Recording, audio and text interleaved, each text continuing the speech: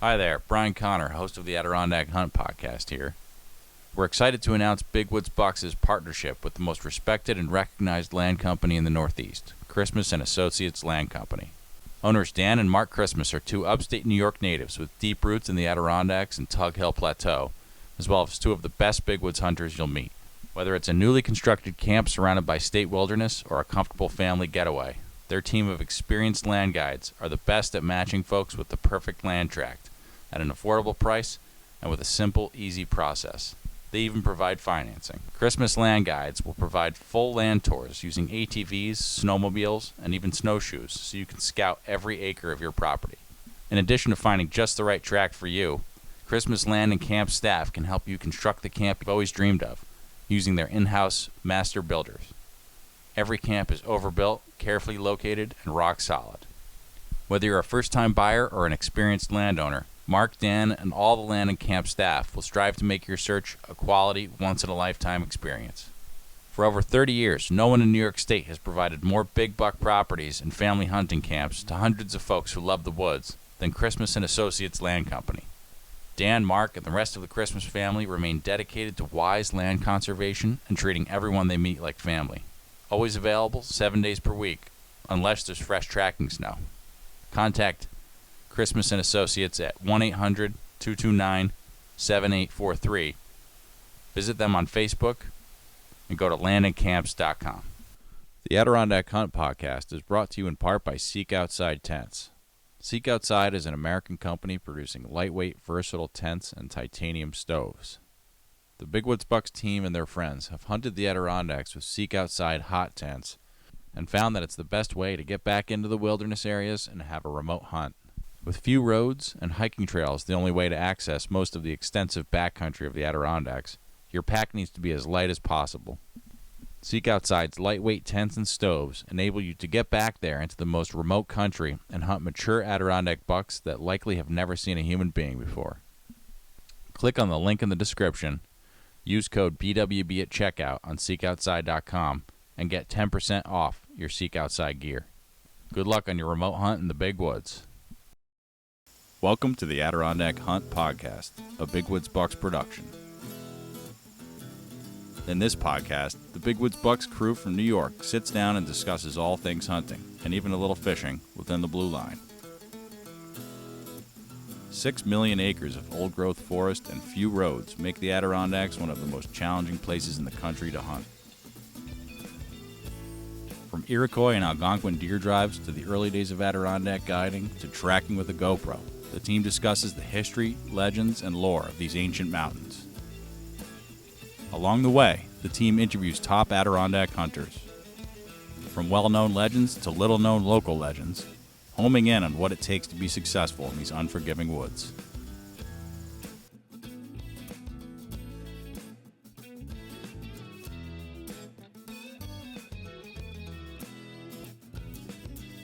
All right, welcome back to the Adirondack Hunt Podcast, a Big Woods Bucks podcast. We are recording here in Maine. It's the picnic weekend. I'm taking Joe Cruzy's space over, right down to having a beer. Sorry, Joe. I had to.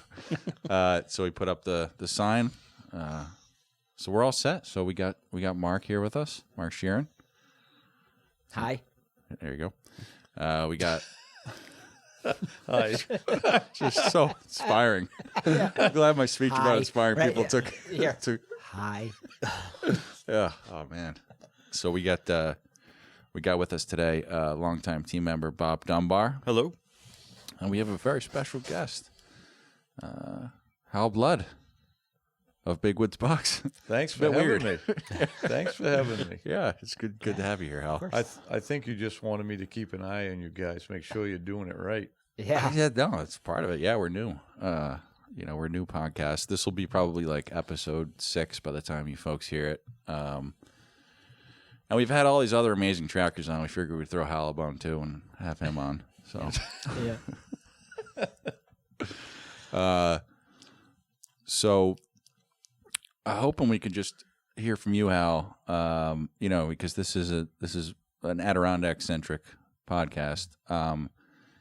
And when did you first start hunting the Adirondacks? Let's just get right into it.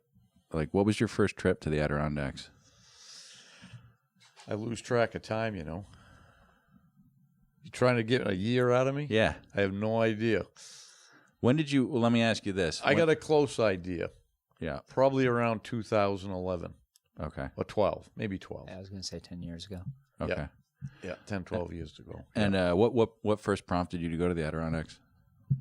A different place to hunt was one thing, and chasing some snow in a season we didn't have back in Maine.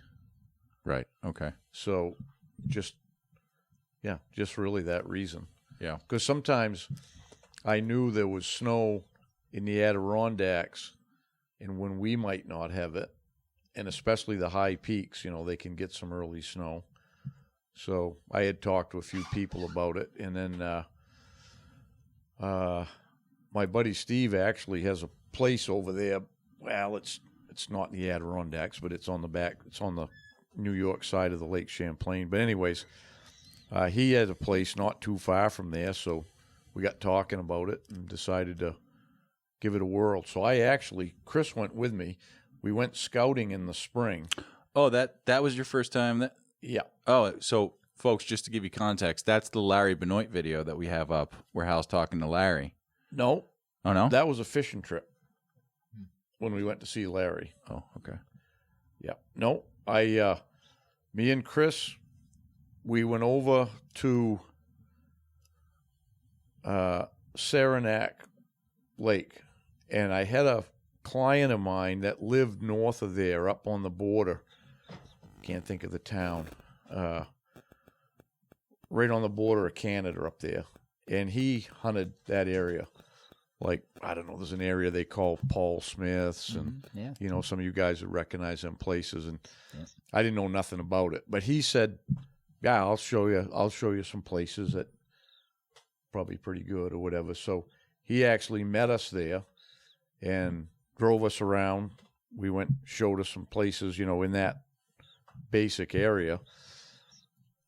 And then actually, the first thing we did before we even met up with him, on the way over, we stopped in Lake Placid, and we went into it was a sports shop. They sold canoes and everything, because we wanted to get some maps.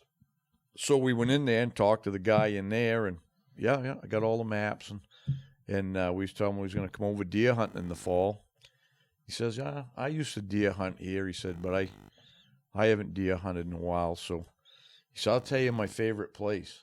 So we're like, awesome. We're getting here. Guy's going to give us. Yeah, nice fella. And so he told us a place, probably a couple of places to go, similar area, same area. But so we get your phone away from that cord. Is that what it is? Yeah. I'm sorry. So my phone. I got to teach these guys about this podcast, and they got to have their phones with them all the time and create interference. So, anyways, so you were saying. So he gave us a couple of places, and so we got the maps and stuff, and then, and I can't remember if me and Chris probably went there that afternoon and looked around some places, and then we met up with this guy named Brent over in Placid. He came in the morning, Saranac. We spent a night there in the Best Western. And then he took us around the next day, and we saw a deer sign. We went in the woods, we saw a deer sign, and said, all right, we'll try this. So how I have that whole thing on video. Oh, you do? It's about an hour long. I sent you a draft edit of it like a year ago.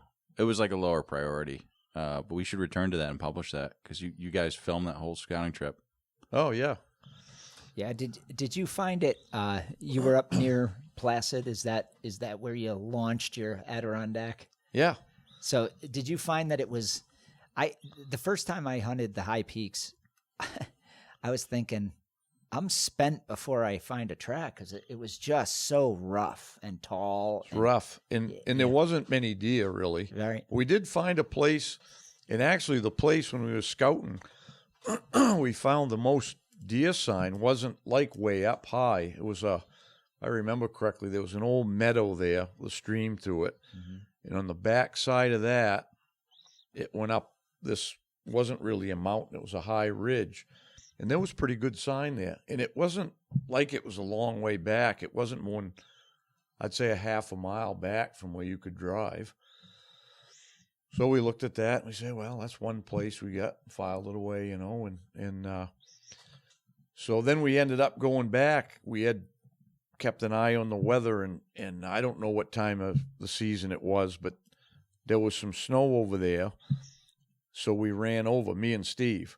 We ran over there, and we went to that place, and we got into some deer there, and both was tracking. My mission was to get him on a track first, which I did. And then I ended up going up. You know, they got those hiking trails everywhere. And it went up, and it went up, and it went up, and it went up, and up, and up. Yeah. And not hardly a deer track, you know. And by talking to some of the people, we were there a few days, some of the people we ran into or something, the hunters, seemed like the deer were like either down in the lower or way up. And like in the middle, there wasn't much. So, but I learned real quick that I got adding up the time it would take you to get way up, you know, like up them 4,000 feet or where the mountains were. I'm like, what are you going to do? You know, if you get up there and if you don't cut a track, well, you've just spent your whole day going up and back. And so I decided to just not go way high. I started up one day and I got way up and there wasn't a track. So I actually cut over and kind of back down and around the mountain. I just started going what looked good, you know, the cover and stuff. And found some tracks and stuff. And I didn't shoot a deer over there that year. I think it might have only been a couple of days because that's the way the snow usually was. You'd get it a couple of days later, it'd be gone. So, and I can't remember how many days we were there, but it wasn't a long time. And then did Steve get one that time? Not that first trip we made. And I can't, because we went a couple of years up there, and I can't remember which year. He did shoot one over in that country. He ran up right when I couldn't go, or there was some reason and I couldn't go. I can't remember. It's probably guidance or something. No, I wouldn't have been. But anyways, he shot one over there in that first place we found. And then I decided the next time we went, probably would have been the next year, we went over towards the other side of Scheeren. There was a mountain over there, and we'd gone and looked at that. Actually, Brent had taken us over there and showed us a road system in there, and there's like these parking areas with the trailheads. And he said he'd hunted there, and it was pretty good. And it was actually a deer yard there. I found a deer yard, and it was all cedar. And that's where I shot my first one that year when we went there. And that was the 80K fighter? Yeah. Yep. Yeah. I shot that one in there. And then... that video's on YouTube, by the way, folks. Check that out. Yeah. And that's when once I shot one there, I realized... Well, the first thing I realized when I got over there to hunt was there wasn't any big tracks like back from Maine. That's right. That's right. So I just had to kind of guess, you know what I mean? And so that 80K fighter I took, actually,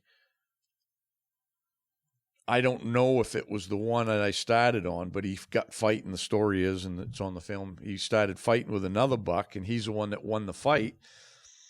And when I shot him, I was thinking it was going to be a pretty good rack, but it wasn't. It was just a average 6-point rack. But I noticed he was a pretty good sized deer. That's probably why he won the fight, because I guessed he was 180 pounds dressed. I'm a pretty good judge of size because I've handled quite a few of them guiding all them years. But so anyways, so I was just learning. That's all. You know, you go somewhere new and you got to learn about the hunting for that area. And the tracking wasn't really any different, really. I didn't see at that point. But the funny part, it was a little funny story on the way in that day. It might have been the day before, because I hunted there 2 days, I think, before I didn't kill that one the first day. I killed it the second day. But when we pulled in the first day, it was only like an inch of snow, new snow, and nobody driven in that road. It was a couple miles to get to that parking area. And we drove in there, and it was like two rivers come together or something, as I remember. And when we crossed the bridge from one river, and then the parking area was right there, a good buck track had gone across. And I told Steve, I said, the big river's right there. I said, I doubt he crossed that. We pulled into the parking lot, and there was no vehicle tracks in the road. And the vehicle track came into the parking lot from the other way, and it was a dead-end road. And I said, oh, no, that guy got in here, you know. So we pull in, and I see a Toyota pickup with a Vermont plate on it. And I go, he's going to be tracking. So he was getting his stuff on. I waited there. I stopped. I didn't pull up because there was two other vehicles parked there. And he's getting out, and then I see the orange come out or something. And I'm like, yeah, he's going back in here. So I said to him, you seen any tracks? And he goes, yeah, he said there was a big track, went right across right there. And I knew it was the same one we'd seen. It crossed the road, went in the corner, and went over. And I said, Steve actually goes, let him take that track. So I said, he went right in there. I said, I bet you if you walk down the trail, he came back across, because I said, he's got nowhere else to go. The river's there. That kid killed that buck that day. That's cool. Yeah, That's cool. we heard him shoot, and he killed it. Nice. It was a high rack. I think that was a 6, but it was a kind of a tall rack. No brow tines? I can't remember. Yeah. I can't remember, but he brought it over to the Vermont show and showed me. That's cool. Yeah, that winter. So anyways, Steve had got on one that day, but I'm walking in. So, he come walking over. I see him keep looking over at the vehicle. I had my power wagon. And he comes over and he goes, you're Hal Blood? And I go, yes, I am. And he said, nice to meet you. He told me his name and stuff, and I can't remember now. That's the way I am with names. But so anyways, there's a guy, I go to the Adirondacks there, and I run into somebody that knows me. And this was, again, a long time ago, you know. We headed down that trail, and we see where the kid got on that track, and we kept going, and probably went, I don't know, maybe a half a mile or more, and there was looked like a pretty good track. So Steve took that one, headed in, and I said, I'll just keep going. I might find another one. So I kept going. I get about another half mile, maybe a mile, and there's a track going across, and I'm looking at it. I'm like, I don't know. That looks like a pretty good track for here, I guess. And so I get my camera out, and I'm doing my opener for the day. And, I just picked up a track here and getting ready to go. And in my lens, I'm facing the trail, and I can see somebody coming up the trail. So I'm like, I got to get on this track. I'm thinking to myself, so I shut the camera off, which I shouldn't have done in retrospect. I shouldn't have done that. I shut my camera off, and I turn around and I look, and there's a guy, and I can tell he's a real hunter because he's coming up there, and he's got all wool on. Yep. And he's got a red checkered jacket, and he's got wool pants. And I said, I think this guy's probably a real hunter. And he's just coming right along. And so I turn around like he's closing on me. He's like 30 yards from me now. And closing in. He's closing in on me, and I'm looking at him, and he gets a squinty eye. And he walks up and he goes, you're Hal Blood. And I go, you're like, this is weird. Yes, I am. So I've been there like an hour or a half an hour, whatever it was. Here I am over in the Adirondacks. 2 people's already recognized it. Oh, boy. So anyways, I said, hey, he said, yeah, we hunt back in here all the time, me and my buddies. They had a camp over on Tupple Lake or something. Mm-hmm. And he tried like heck to get me to come over and talk with the boys in camp, come over for supper, but I can't do that after I hunt all day. But anyways, I said, what do you think about this track right here? I said, I'm not used to these tracks over here. And he looks at it and he goes, yeah, that's a good one. I go, all right. So he says, I'm just going to go in beyond here a ways and stuff. And I go, yeah, all right. So I headed out on it, and I'm on this buck he went down around this bog, and I actually jumped him down by the bog. Didn't know he was laying there. He walked down the edge of this open, they call them flies. Yeah. He'd gone down it, and he'd cut in and laid right there. Well, he see me coming down the edge of the bog. But anyways, and I went a little bit more on him. I got in this open hardwood ridge, and everything was coming together, and he slowed down. There's some other deer there. And I'm standing there for a minute, and I look up on the ridge, and I can see a guy coming. Now, I'd gone quite a ways back in there now, and he's coming down over the ridge, and I go, that's the same guy I saw this morning. So here he comes down. He sees me down there, and he comes walking right down to me. And I said, yeah. I said, that's where I ended up so far on that buck. And he really wasn't trying to track. They just kind of hunt through the woods, you know. Right. So we were just having a little conversation, and I look up, and here comes another guy. And now I'm thinking, all I want to do is get out of here now, right? There's two guys in here. Yeah. So and then the guy goes, he's looking like this. He's looking up the ridge. He goes, oh, that's so-and-so, my buddy so-and-so. So he starts waving to the guy, and the guy comes down. So the guy comes down, and he's walking closer and closer, and because he recognizes me. So there we are in the woods having this conversation about stuff, and they both said, wow, we'll get out of your way here. And then the other guy said the same thing. Why don't you come over to camp, have supper with us, and talk to them? I said, I really can't do that. I said, I won't get any sleep if I go, because that was an hour drive from Saranac, you know. Yep. I said, I can't do that. I said, I got another buddy I'm hunting with. And anyway, so that was just kind of funny. That was like my first experience up there in the Adirondacks. And then must have been the next day I killed that 80K fighter, because that's the only time I ever hunted that piece of woods. I killed that one there. Mm-hmm. And then the next year we went down.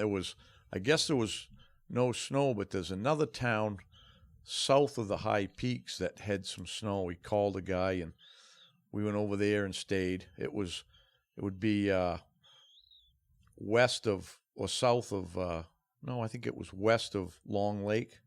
Yeah, sure. Blue Mountain. Yeah, but there was a town there. I can't think of the name of it. We stayed. It wasn't Blue Mountain. There's Gore over by Gore Mountain. North Creek. All I know is we stayed at we got a bed and breakfast there. It was called what the heck was that place called? Were you on the Hudson River? No. There was a river near there, but it wasn't the big river. I can't think of the name of that place. So the Hoot Owl bed and breakfast. Okay.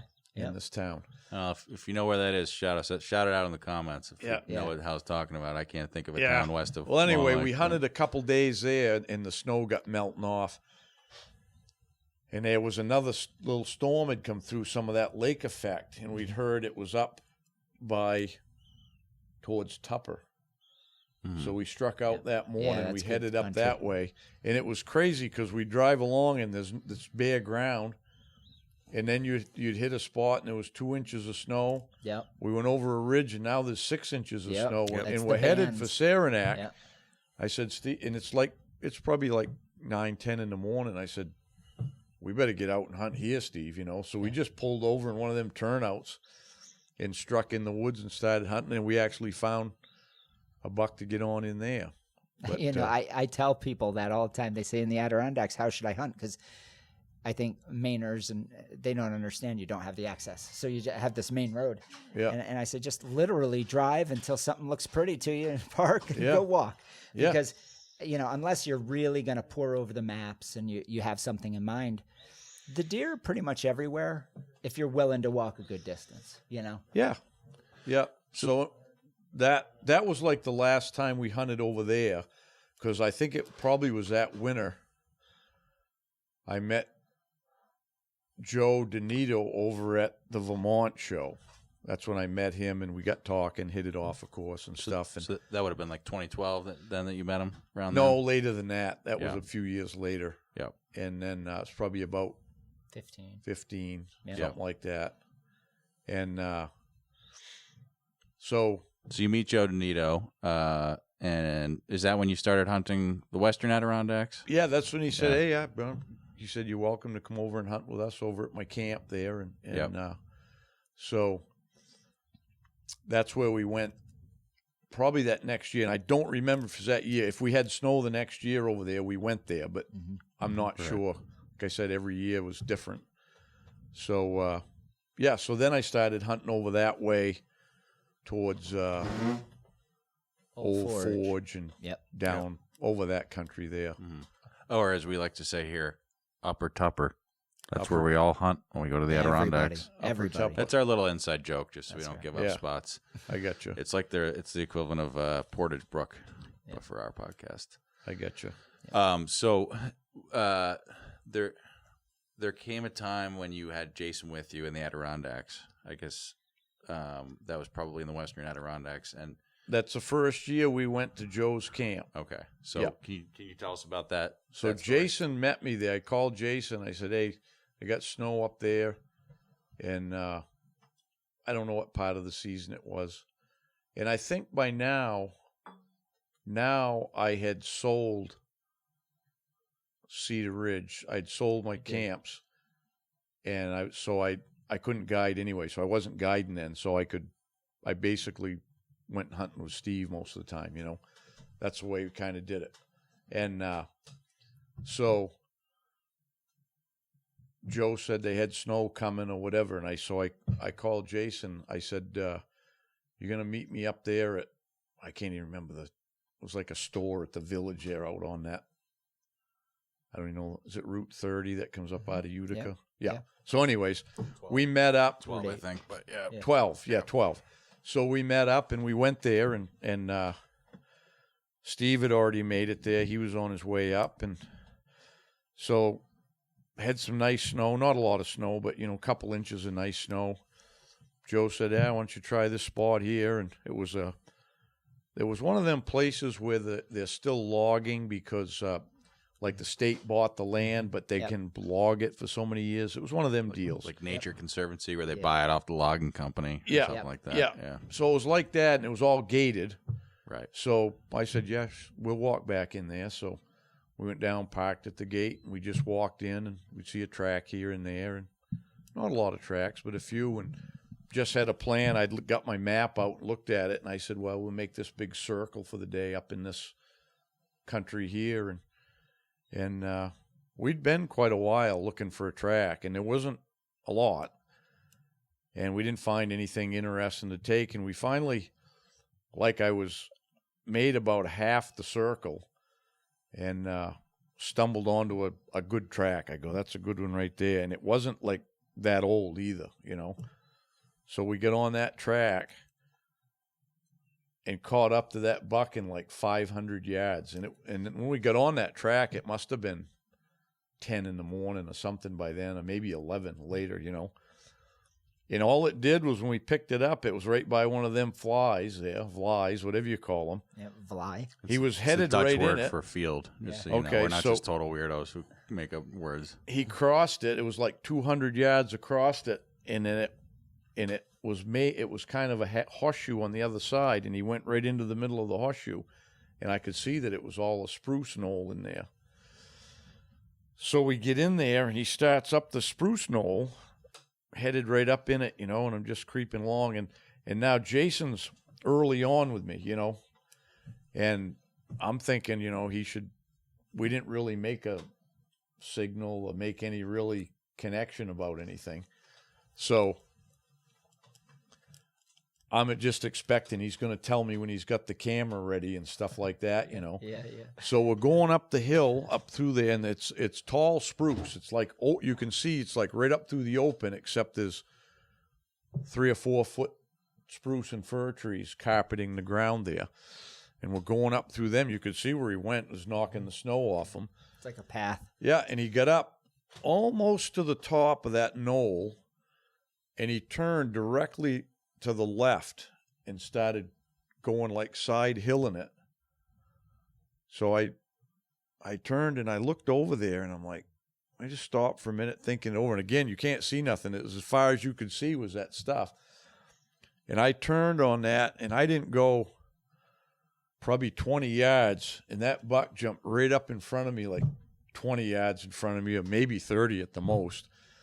Now it's wide open, and now he's jumping through them firs, and he's got to go 100 yards to escape. And I just pull up, and I mean, I could have flattened him right there, and I pulled up, and I'm waiting for Jason to say shoot or something, and I'm just watching that buck bound, and he bounds all the way down and out of sight. And I looked at Jason. He goes, I didn't have the camera on. And I go, okay. So we didn't have the camera on, and so we got back. So on the way back, we stayed on that buck all day, and he ended up getting pretty wild. We took us through some awesome country. We got out into some more of them flies, and we saw a monstrous bull moose, and I mean, it was a really cool day. And then finally we had to leave. I mean, he was headed no man's land, and we headed back. We worked our way back out to a old logging road, and then back to the one we come in on, and we were almost back to the truck. It was just almost dark, getting late, you know. And we was making around this corner, and I looked up, and there's a bear coming down through the hardwoods right towards us. We stopped, got that on video. That's cool. No kidding. Yeah. What a day. Jason, talking to Jason today, he has that video somewhere on a hard drive. He says he's going to go find it. So we'll publish that. We'll publish that video that day. Yeah, he's got that bear for sure. I mean, it walked right down across the road like, I don't know, 50 yards from us. So let me ask you something. I'm going to jump in. Please. Okay? So one of the things that I like about the Adirondacks so much is the beauty, right? Because it's climax forest, and if you get far enough back, you know, there's probably not been that many hunters back here because there's just not that kind of access. So you're from Maine, so if people don't know, it's logged and it's in all kinds of different stages of growth. It's just a different experience completely. Not completely, but it's different. So when you go to the Adirondacks, place like that, do you find it intriguing, or are you just so focused on the deer that the aesthetics don't matter? Or does that play into the hunt for you? Well, in that particular place, it had been logged, so that wasn't like the old wilderness place. Right. That had all been logged at one time or another. Right. But when we hunted by Saranac, it hadn't been. That was all that touched. Older woods. And no, I don't. I mean, I'm not. I mean, I like to see beauty and stuff, and it's cool ridges or a waterfall. I like all that stuff, but it's not real relevant to me. My task is to find a buck track and try to get it. That's what I was wondering. What happened to it's not all about killing a big woods buck. Well, it isn't. It's about seeing things in nature. It is. It's the journey, but to me, the best part of the journey, like, is when you're on the buck, where he takes you. I'm just busting. Because he's going to take you through all them places. I'll get back at you. Those of you who listen to the podcast will know that here at Big Woods Bucks, in the off-season, we're big into brookie fishing. If you're going to be brookie fishing in the Adirondacks, there's only one way to do it right, and that's with a lightweight canoe. Our friends at the Adirondack Canoe Company are making traditional lightweight pack canoes. Adirondack Canoe Company's canoes are the finest made canoes in the Adirondacks, the Northeast, or the country for that matter. When I go brookie fishing, I bring the Adirondack Canoe Company's Haystack canoe. The Haystack is based on the John Henry Rushton designed Wee Lassie, which has proved to be a worthy haul over the last 150 years. Worked into the Adirondack culture of brookie fishing, this canoe is a fantastic fishing platform and light enough to carry wherever you go. So if you're in the market for a lightweight canoe, go to the Adirondack Canoe Company and check out their stuff. We'll see you out on the brookie ponds. Hi everyone, team member Mark Scheeren here. Some of you might not know that my day job is coaching people on how to move past addictions. I've been doing this for more than 34 years now, and I absolutely love providing the most effective method for moving past addiction in the world. It's called the Solution to Addiction Workshop and the Solution to Addiction Coaching. Both of these life-changing programs are presented by me and my team here at the Freedom Model. If you're someone who wants to be free from an addiction, but you don't want to go to daily support meetings, rehabs, or be on replacement medications for the rest of your life, give us a call at 888-424-2626. Or you can go to www.thefreedommodel.org. Your first 30-minute consultation is free. Here's that number again, 888-424-2626. I look forward to helping you. Take care. This podcast is brought to you in part by Minus 33. Minus 33 is a wool and textile manufacturer based in Littleton, New Hampshire that is producing top-notch merino wool base layers and socks.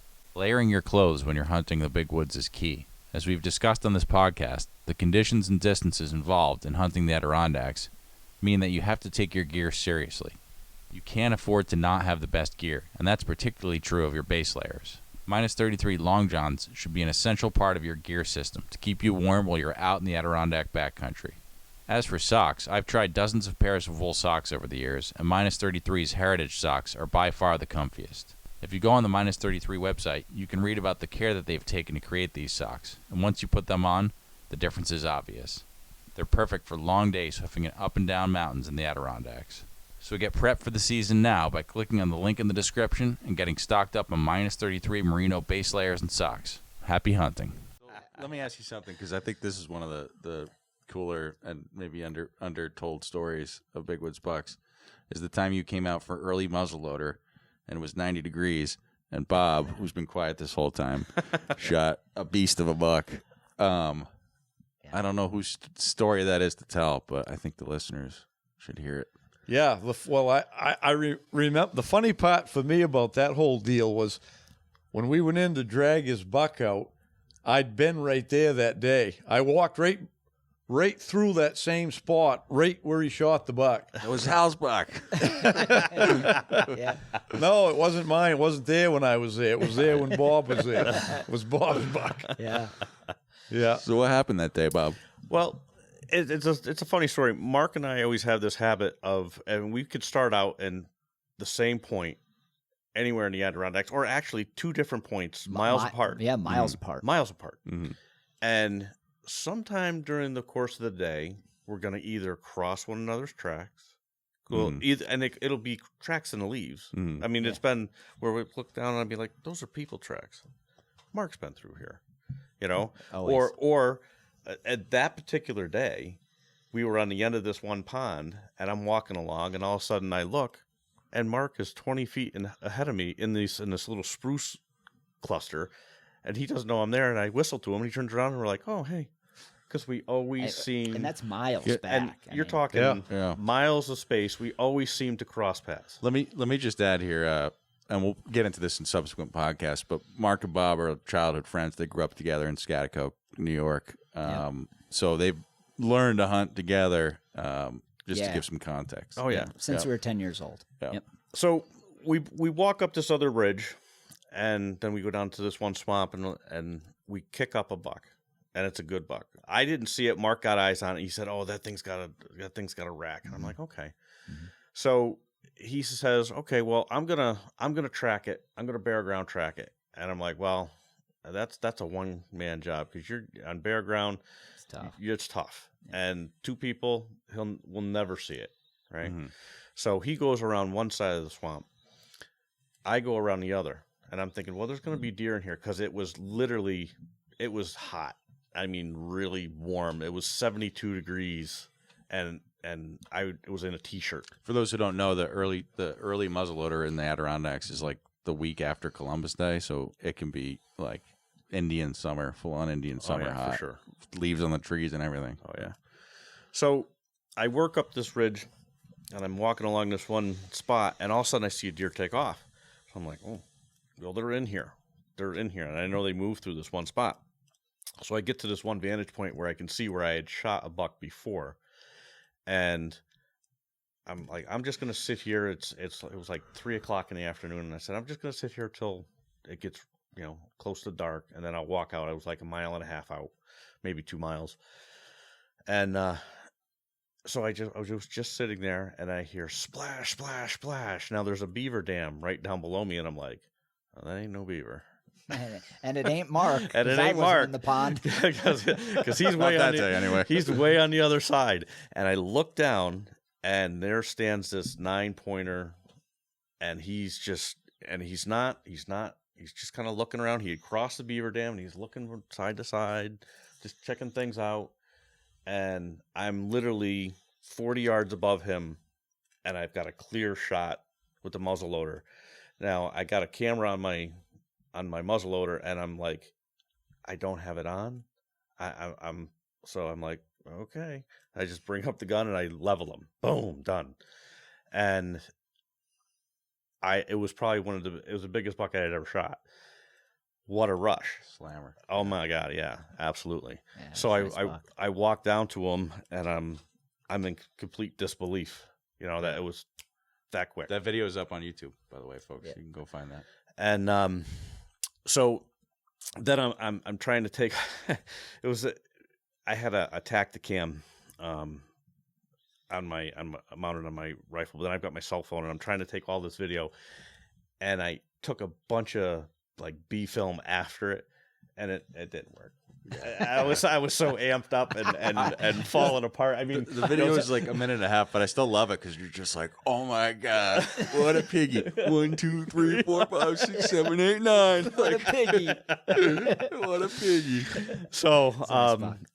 So then I'm like, well, I got to get this thing out of here, right? Yeah. So then I yell to Mark, and he's probably, I don't know, like 500 yards the other side of this other hill that's adjacent to the swamp.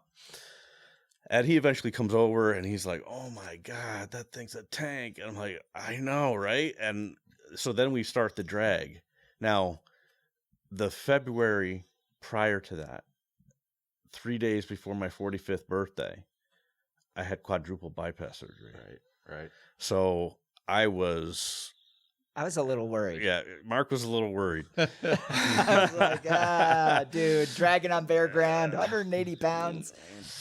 But yeah, it was a great day. We dragged about 1.5 miles, and we were so whooped at that point. I mean, we had all our gear. It was hot. There was mosquitoes. Yeah, it was wretched.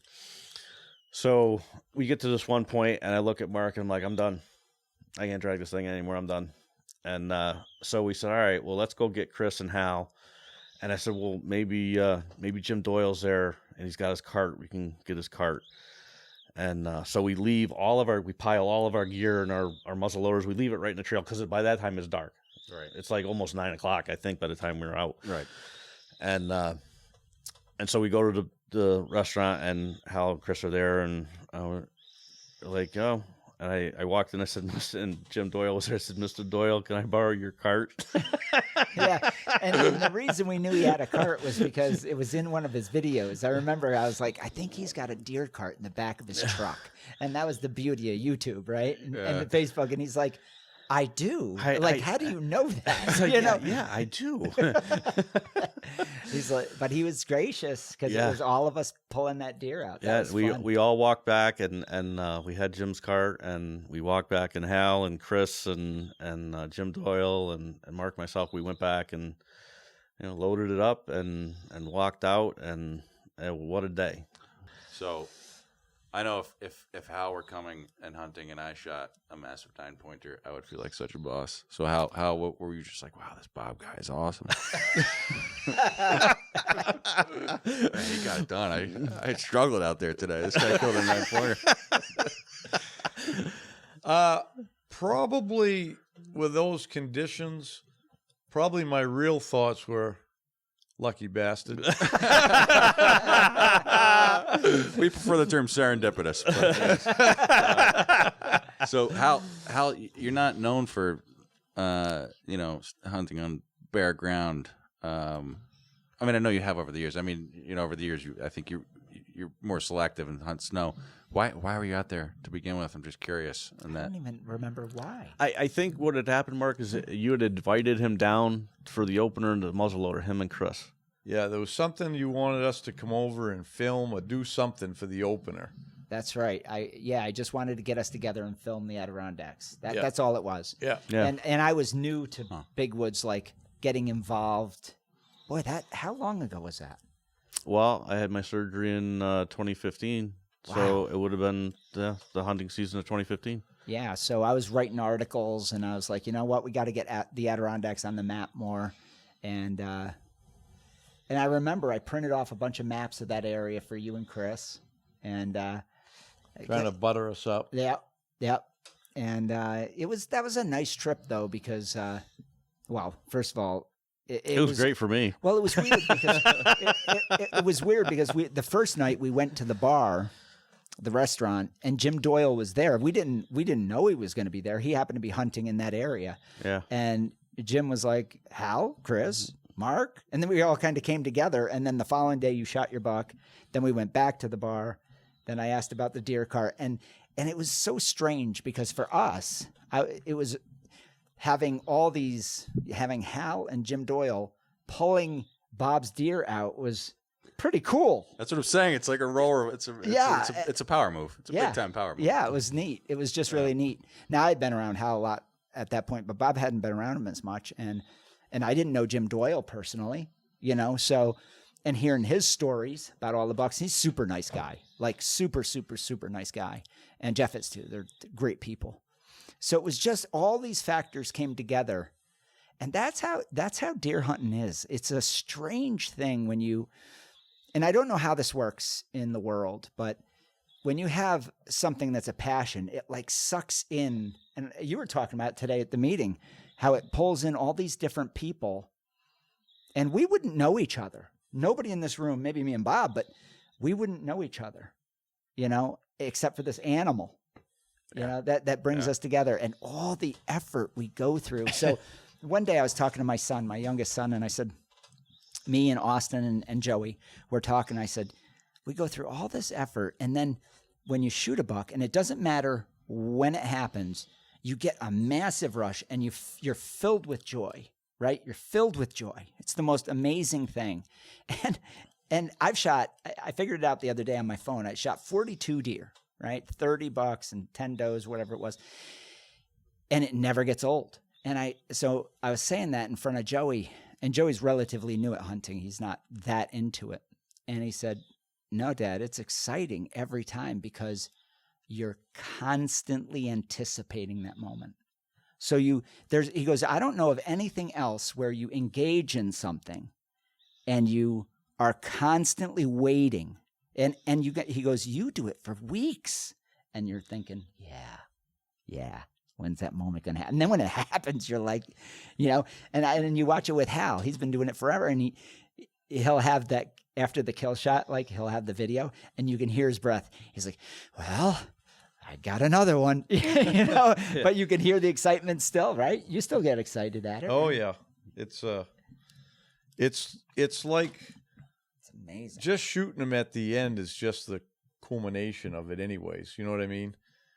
It's the hunt itself that gets you the excitement, really. The excitement isn't in killing the buck, right? Really. Right. That's just the end result. That's what it boils down to.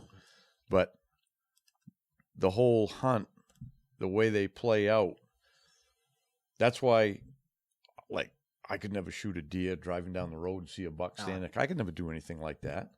Got no interest in that. Zero. And that's why, but a lot of the stuff really is I call it an evolution of a deer hunter, because you start somewhere. When you start in the beginning, you got to get the experience. So you got to shoot some deer, and it doesn't matter how big they are. And then as you go through life, some people set their standard a little higher. Some people don't. Some people just, they call themselves meat hunters and they're happy with that. And there's nothing wrong with that.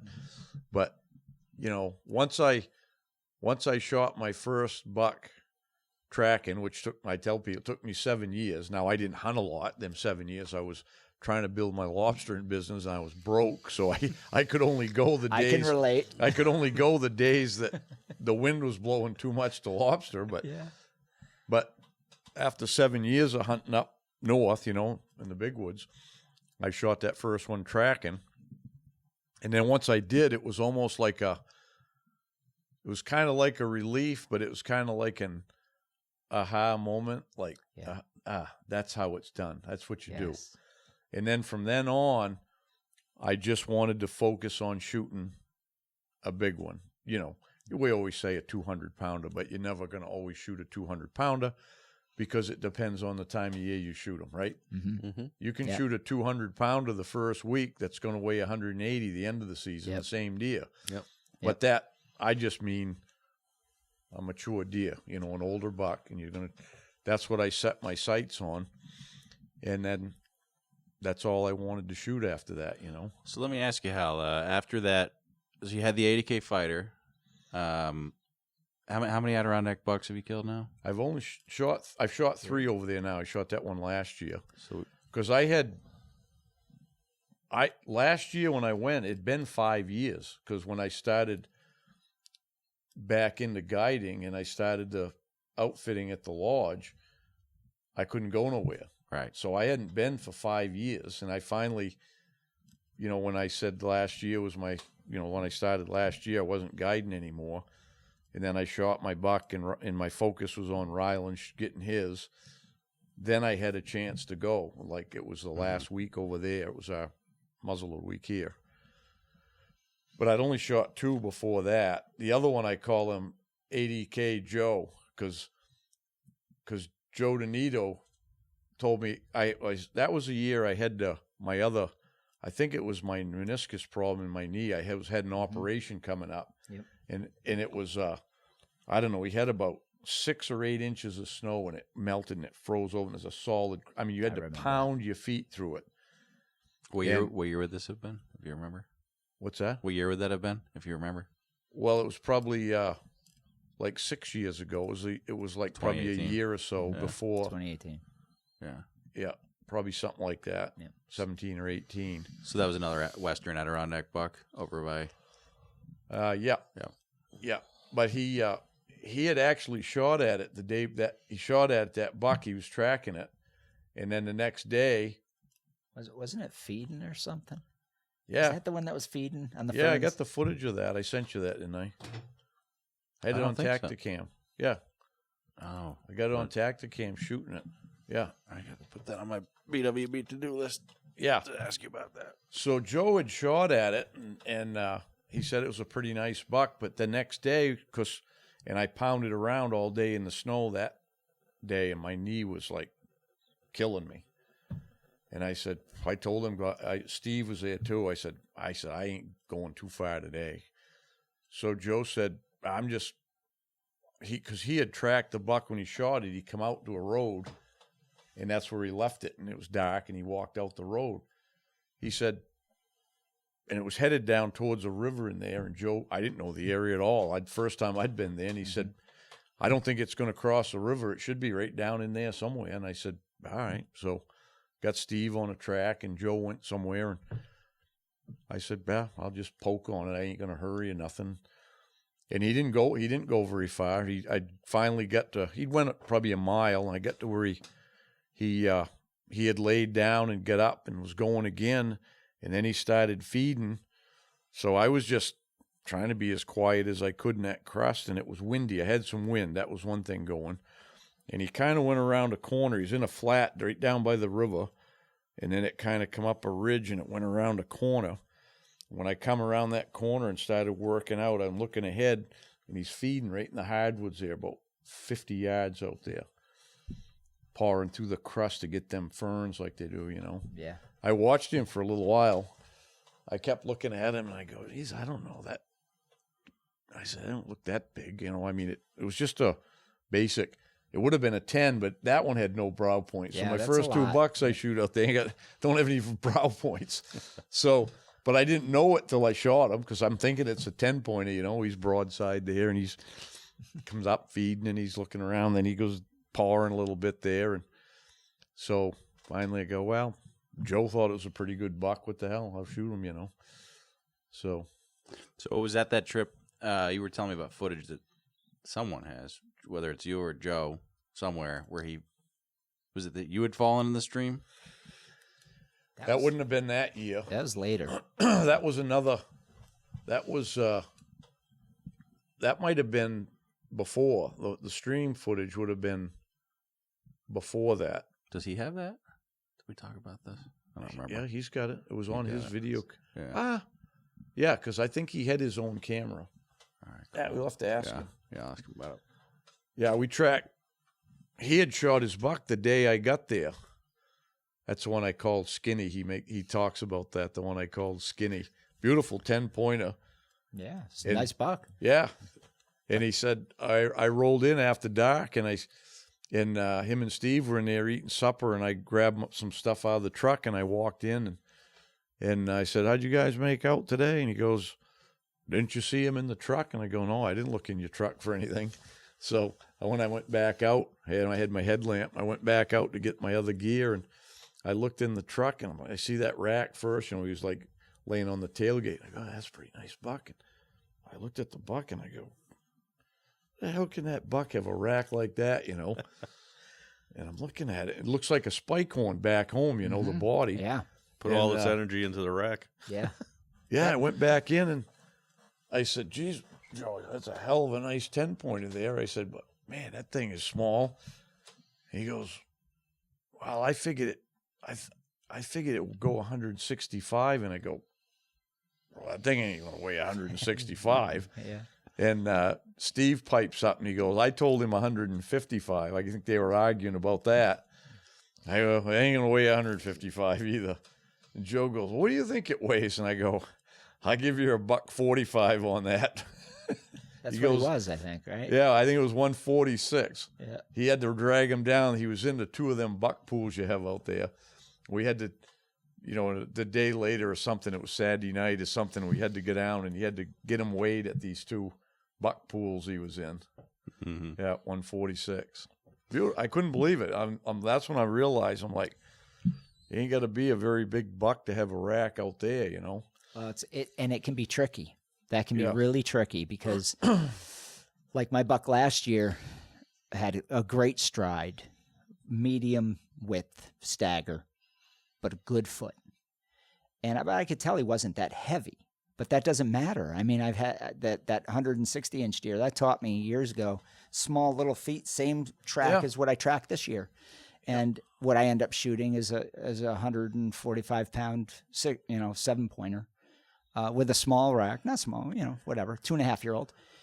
But it could have been 160. That's the thing about the Adirondacks that makes it very difficult, and it makes it difficult for the trackers because, like what I experienced when I saw that buck bedded, I'd gotten really close to him. I was within, from here to the wall, 10 yards, 15 yards. And his head was behind, the crotch of a tree. And I couldn't see the antlers. And at first because I couldn't see the head, I was like, is that a log? Even at that close range, because sometimes a wet log will look like a deer. So I had the time, so I sat there with my scope and I cranked it up to 6 power and I look and I could see him breathing. He's that close. I could see the fur moving, and he's chewing his cud, obviously, laying there. But I didn't know if it was a doe or not. But I saw where the tracks went right up around that tree. And I said, it's got to be him. But I can't shoot because I don't know. So, and where it ended up where he jumped at, what I did was I put the grunt call in my mouth, put the scope down to 1 power, got my gun up with the grunt tube in my mouth, and I hit that grunt call. And that buck freaked out. He was ready to fight. He jumped, spun, landed, but there was nothing but brush. But I had that 360 buck hammer with a 200-grain bullet, so I said, round nose, and I just said, I see glint of antler. It's the second to last day. I'm shooting. And I shot him. Now, it was a nice little buck.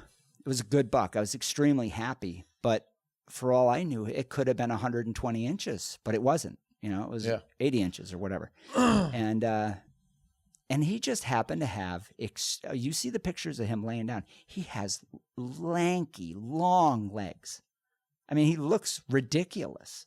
But a lot of those bucks are just built weird. You know, he never in his lifetime would ever get a wide chest. It's just not the way he was made.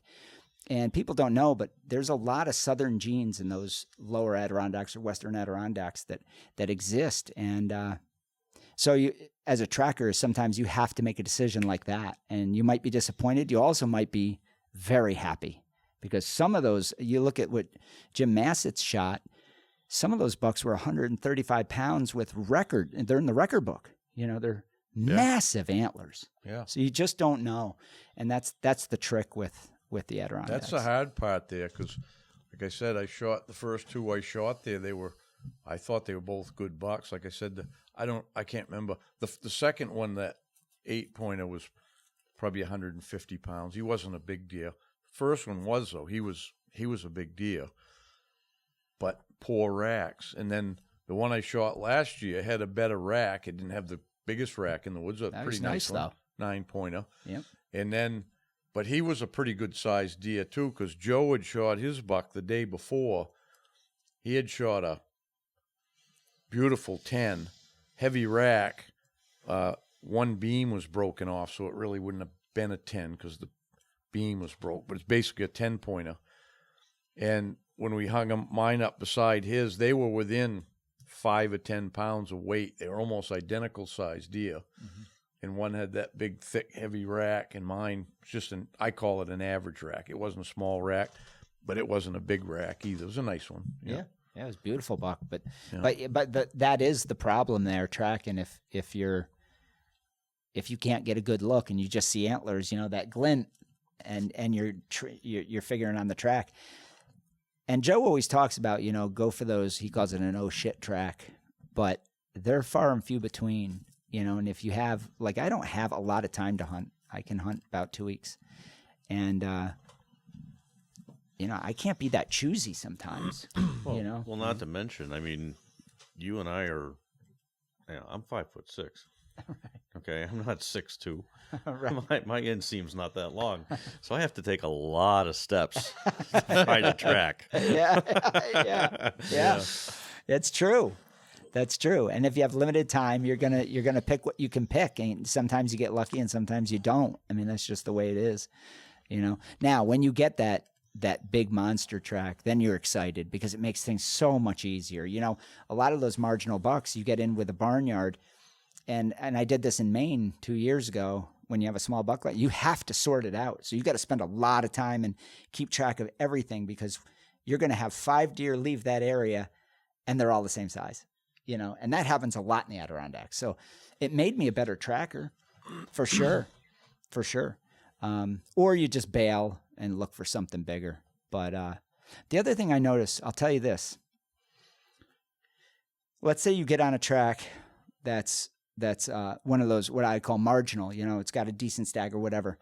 I look for little things and like when, if he's going around the left side of a tree, say, you'll see that front hoof will swing. And a doe won't swing like that. It's a little thing. You'll see a little mark and he'll swing. Well, that just means that his head is heavy, you know, because he's swinging that rack around, and no matter what, that foot has to follow that. And then I'm like, okay, I'm going to shoot this guy, you know, and, or else when they're scent checking, I figured this out years ago. They get on that sort of a ridge where the wind is coming and curling, and they'll walk that ridge like 30 feet down from the top of a ridge. And what they'll do is they'll put that paw way out, that hoof way out, you know, and when they're, you know, scent checking, they're sticking their head out there, that rack, if it's a good rack, he's got to position that. When does are, you know, moving their head around, they're just standing. They got a little head, you know. So I noticed when I see that post, I call it a post. Yeah, kickstand. A kickstand. Yeah, that's great. Kickstand. I'm going to kill him. I'm going to shoot that buck, even though his track might be small. That tells me he's got, you know, that thick 8 or whatever. So there's little things you can look for. So we're almost out of time here, but Hal, any takeaway advice, you know, for New Englanders who are coming over to the Adirondacks? Any main pieces of advice you'd give them? People trying to come out for the first time out the Adirondacks. Well, like we were talking about it, the tracks are going to be, you can't you can't go to Maine, from Maine out to the Adirondacks and start looking for tracks you'll see back in Maine, unless you hunt southern Maine. But you're not going to see those big tracks. And if you do, it's a whopper for out there. It's one of them real monsters. Like when I shot mine, I'd been tracking one like that all day till he went over the back of the mountain there. But that was the biggest one I think I've seen out there. And so they're few and far between. So don't be looking for big tracks all the time. If you see what you'd call a medium-sized track back home, get on that track and take it. And the other thing is what I've noticed about the woods is, when you get in those older woods that's more open, I think them bucks are more predictable, like when they're going to lay down, because there's only so much thick stuff to get around, and a lot of it's up top. A lot of there is them swampy things in the bottom, but if they're headed up a ridge, typically they're headed up there to lay down. So, and since it's more open, even when you get up on the top where there's some green, there's patches, and there's a lot of times there's rocks and stuff, but you got a pretty good chance of catching one in a bed, I think, because you can, they're there. You can just circle and take a step at a time, because if they're going up there, they ain't nowhere else for them to go. They got to be there, A little more predictable. All right. Any final thoughts, Bob? Not on my end. I'm just looking forward to this season. Yeah, absolutely. So I think we're going to wrap now. It's been a busy picnic day. We have to drive, 25 hours back to New York tomorrow. Long No, trip. it takes about 7.5 when you put it in Google Maps. I got to get my old man sleep. Yep. So we'll wrap up now. I think Mark might have a final plug you'd like to make.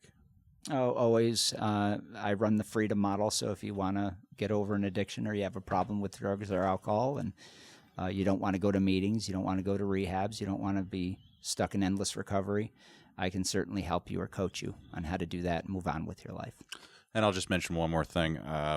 Look out if you're in the market for clothes to hunt the North Woods, whether it's Maine or the Adirondacks or anywhere in between. The Big Woods Bucks 2024 wool jackets are just going to be phenomenal. You got some really cool design changes. And as always, the famous Big Woods Bucks fanny packs are just complete game changers in the woods. So keep an eye out for the 2024 line. It'll be coming out soon. We don't have an outro tagline yet. I mean, we can't just steal Hal's and say good luck on the trail. Want me to say it for you? Yeah, would you actually? There you go. All right.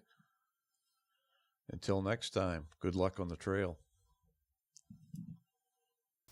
Thanks for tuning in to the Adirondack Hunt Podcast. You can find more episodes at bigwoodsbucks.com. Check out bigwoodsbucks.com for the latest gear, including our famous American-made wool hunting jackets, wool hunting fanny packs, and wool hunting pants, along with books, tracking guides, and logo wear. See you next time.